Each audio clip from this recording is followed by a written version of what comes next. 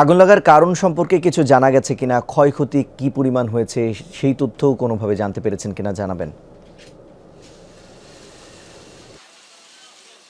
রিশান, আগুন লাগার প্রাথমিক যে তথ্য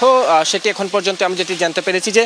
এই যে সিলেটের কুমারগাঁও 225 বিদ্যুৎ উৎপাদন কেন্দ্র, এখানে কিন্তু এটি কিন্তু সিলেটের বিদ্যুৎ উৎপাদনে একটি হাব, অর্থাৎ এখান থেকেই সিলেট অঞ্চলের সুনামগঞ্জ, সিলেটের অন্যান্য উপজেলা সহ বিভিন্ন জায়গায় আসলে বিদ্যুৎ সরবরাহ হয়ে থাকে, যার কারণে এখানে 33 কেবির একটি যে লাইন রয়েছে বিদ্যুতের, সেই লাইন থেকে আসলে স্পার্কের ঘটনা ঘটে সকাল 9:15টার দিকে, এবং সেই স্পার্ক থেকে আসলে স্ফুলিঙ্গগুলো এখন নিচে যেখানে আসলে ফায়ার সার্ভিসের কর্মীরা কাজ করছেন সেখানে যে অব্যবহৃত বিভিন্ন এয়ার ফিল্টার রাখা হয়েছিল, সেই এয়ার ফিল্টারে স্ফুলিঙ্গগুলো পড়ে এবং সেখান থেকেই মূলত আগুনের যে মূল যে বিষয়টি, সেই মূল ঘটনাটা আসলে ঘটে। এবং এরপরে দেখেছি যে প্রায় 45 মিনিট ফায়ার সার্ভিসের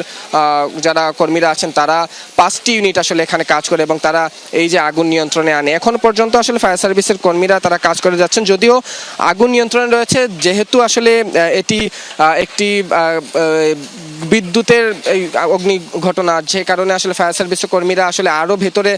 আগুন আসলে কোনোভাবে আছে কি না সেই চেষ্টাগুলো তারা করছেন বা তারা সেই কাজগুলো করছেন। তবে সংশ্লিষ্টরা বলছেন যে এই যে বিদ্যুৎ, এই যে এখন পর্যন্ত আসলে 5টি ফিডার বন্ধ ছিল এই আগুন লাগার সাথে সাথে, এবং বর্তমানে আসলে 3টি ফিডারে বিদ্যুৎ সংযোগ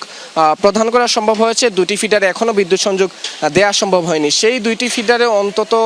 30 থেকে 40 হাজার গ্রাহক তারা এখন পর্যন্ত আসলে এই যে বিদ্যুৎ সরবরাহের মধ্যে আসতে পারেননি, ফলে তারা চেষ্টা করে যাচ্ছেন যে যত দ্রুত সম্ভব, তবে কবে নাগাদ বিদ্যুৎ দিতে পারবেন তাদের সেটি নিশ্চয়তা নেই। আর ক্ষয়ক্ষতির পরিমাণ এখন পর্যন্ত আমাদের জানা যায়নি, তারা বলছেন যে এই ঘটনার পর তারা তদন্ত করে বিষয়টি আমাদেরকে জানাতে পারবেন। রিশান, নাবিল, ধন্যবাদ আপনাকে।